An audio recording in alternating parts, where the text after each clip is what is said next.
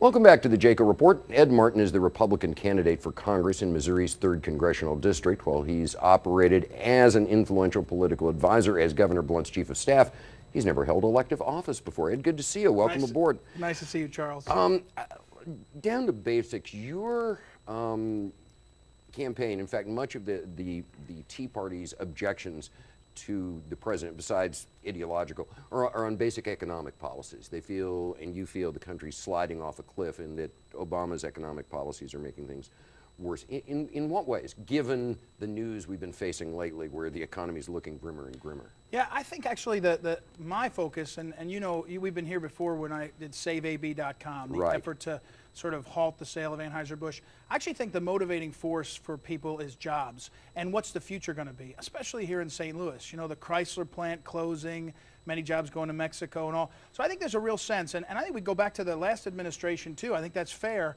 to say, what's the focus on making our lives better going forward? And I don't think we've seen in Washington, D.C. for a couple of years a focus on that. We've seen a lot of other stuff. I mean, even Congressman Carnahan, he was talking on your show last week. He mentioned, you know, we could go back and you can judge how or the timing of things. I think people's problem is they don't see Washington, D.C. focused on where they are, which is what's my future for my family and your family and other people's family in terms of American jobs. How much of this, though, do you think is just structural, built into the economy, and how much of this do you think is the result of specific political policies of any administration? You know, I guess it's kind of a thoughtful question.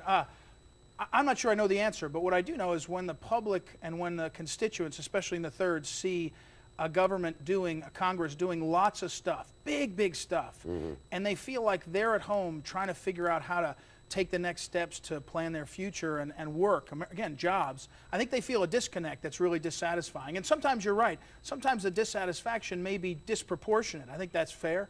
But people are really worried about the future. All right. Had you been in Congress, let's say 2 or 4 years ago, when this entire thing started, and the original bailout, the original TARP came along, and then all of the bailouts, would you have voted for or against those? The original, the very first TARP? The very first TARP under President Bush. Yeah, I've heard a lot of people talk about how it was to be in the room, you know, and I bet Congressman Carnahan or others would say when they were getting notified about how bad things were, and since I wasn't there, you know, they were being told the whole system could fall to pieces, and they justify their votes on that. And I wasn't there, so it's hard to go back in time. What I can tell you today is I think that the bailout and how it was done, I would have voted no. And I think there was no accountability, not sufficient accountability, and then down through the line. I mean, we just had another bailout, mini bailout, last week that started out as $10 billion to help teachers, supposedly, and firefighters, and ended up being $26 billion of, again, transfers of wealth. So I would be against the bailouts, mostly because we've seen that they really didn't work and they weren't helpful. Bailout of Chrysler.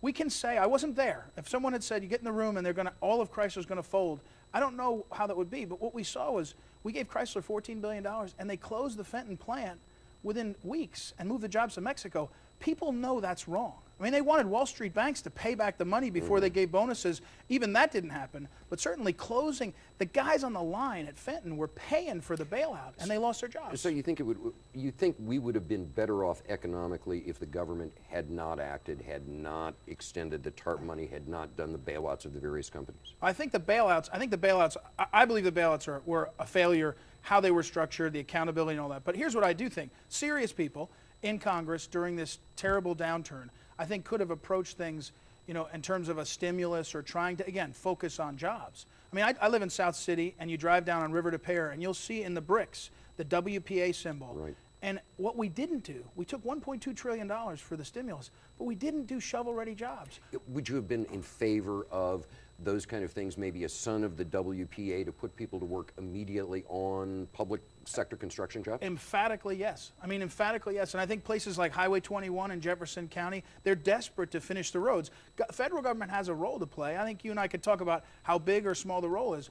But public level infrastructure, I think we should have done that. We would have put people together. I mean, we built the zoo, we built the memorials. We should have said, and even during the WPA, we sometimes said, if workers need 20 hours each to build a 40-hour because we have 2 men that need a job, or in this case 2 men and women, we'll split it up. You get 20 each.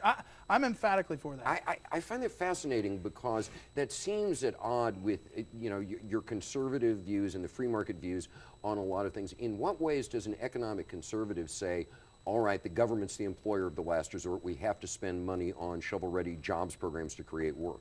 Well, it's very simple. I believe the federal government has a role to play for the larger sort of efforts we have to do. I don't think that local communities can easily build a Mississippi River bridge. So that's something the federal government and our nation would benefit from. I think that's one way to look at it. If you clean up the Mississippi River with the ports in St. Genevieve or the Jefferson County port, that's something that the whole country would benefit from New Orleans to Chicago.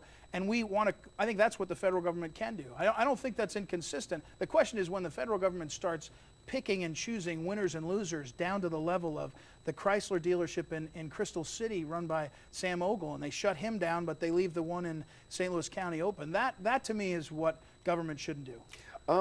What about the idea that absent more stimulus right now, that we could, and we talked a little about this before we went on the air, that the economy looks like it's heading, if not off a cliff, then to a level where this country has decided it can live with 9 to 10% unemployment.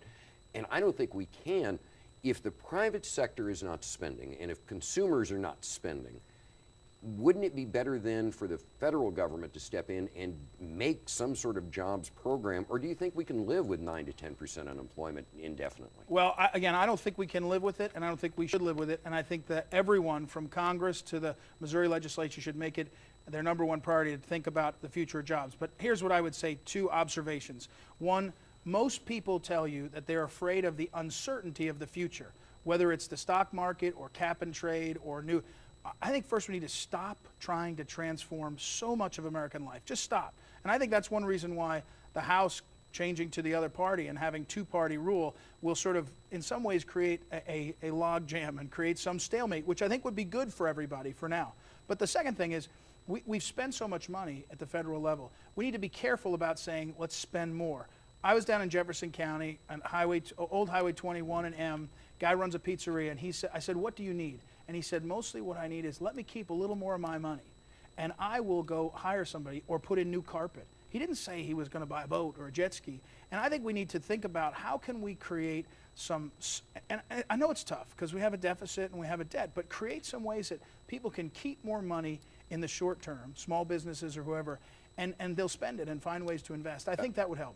If you were a member of Congress, would you vote in favor of extending all of the Bush tax cuts, including the tax cuts for couples making over $250,000 and individuals making over $200,000? Yeah, I haven't. Here's my answer to. I mean, you're going to pound on me if I don't answer straight away.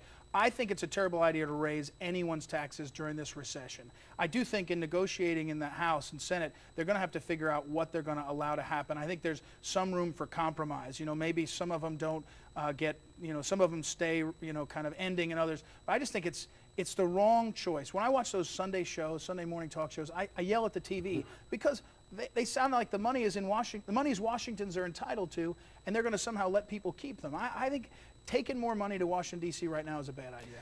Well, off of economics for a moment, Yep. you've said a couple of things in your campaign. That one thing about President Obama and Congressman Carnahan somehow interfering with our ability to worship as we choose, and I know you caught a lot of fire for that. Yep. You fired back and say, well, wait a minute, here's what I meant. You stuck to your guns. Can you explain that in a nutshell, specifically how anything this White House or the current incumbent in the 3rd District have done that interfere with my ability to worship as I see fit? Yeah, it certainly wasn't one of the clearer moments I've had in terms of saying something, but here's what I meant.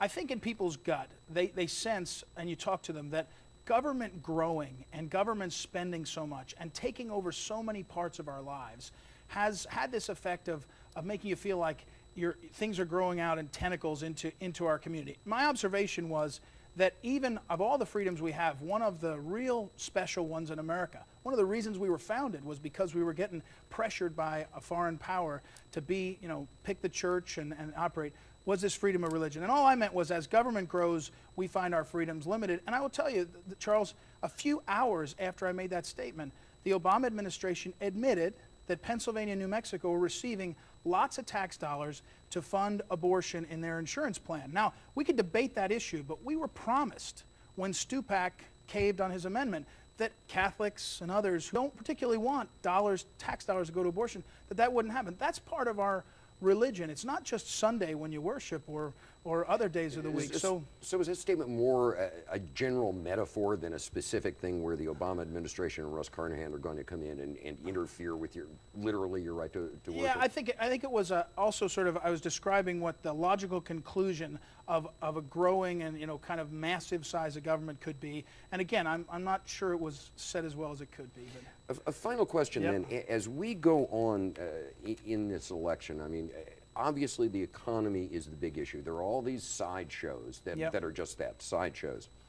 What would, if you were elected, what would be the first thing you would do or propose in terms of creating jobs, which is the main thing that's needed right now? How would you go about that? Well, the first thing I would do actually is what we talked about earlier. I would, and I'm no expert on the timing of some of these things, but I would say stop the stimulus spending that still exists and turn that money to shovel-ready jobs, real shovel-ready jobs. In other words, create jobs directly. Right, and I think we have to be very specific. We may have to ask the EPA and other regulatory agencies, without waiving the kinds of requirements that are safety-related or other things, to make it so we can get to the building faster. And let's take that money and put it on the streets, literally, and let our men and women go back to putting highways, and we drive the interstate highway system, and you say, boy, that is miraculous. Are you sure that's not going to get you drummed out of the conservative economic wing of the party? You know me long enough, Charles. I'm not in this. People ask me, are you running for this or that? I'm running to represent the 3rd District. We need somebody standing up. The future of my kids, our families, and especially our jobs is at stake. I think we need to do better and work harder and be a little more difficult, perhaps, with both parties to get that done. GOP congressional candidate Ed Martin. Ed, thanks for coming in. A pleasure, Thanks, my friend. Charles. Good to see you again. When the Jaco Report returns, a look at what some are calling drive-by justice and the crunch in the public defender's office. Is it a manufactured crisis, or does it end up threatening some of our more basic liberties? The Jaco Report, we'll be right back.